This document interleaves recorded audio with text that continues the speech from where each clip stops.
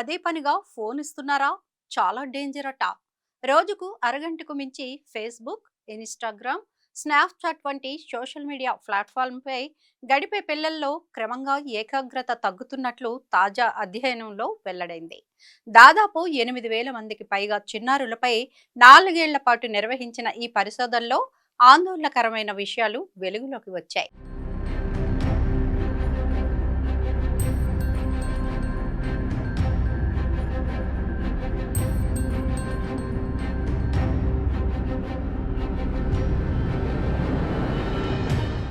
స్వీడన్‌కు చెందిన Karolinska institute, అమెరికాలోని Oregon health and science university పరిశోధకులు సంయుక్తంగా ఈ అధ్యయనం నిర్వహించారు. 9 నుంచి 14 సంవత్సరాల వయసున్న 8,324 మంది పిల్లల స్క్రీన్ అలవాట్లను వీరు పరిశీలించారు.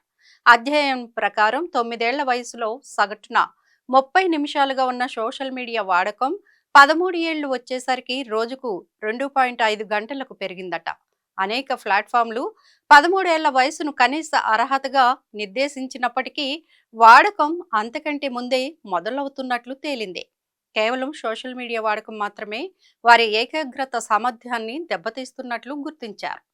ఈ పరిశోధన బృందానికి చెందిన ప్రొఫెసర్ టోర్కెల్ క్లింగ్బర్గ్ మాట్లాడుతూ, సోషల్ మీడియాలో నిరంతరం వచ్చే సందేశాలు, నోటిఫికేషన్లు పిల్లల దృష్టిని మరల్చుతాయి.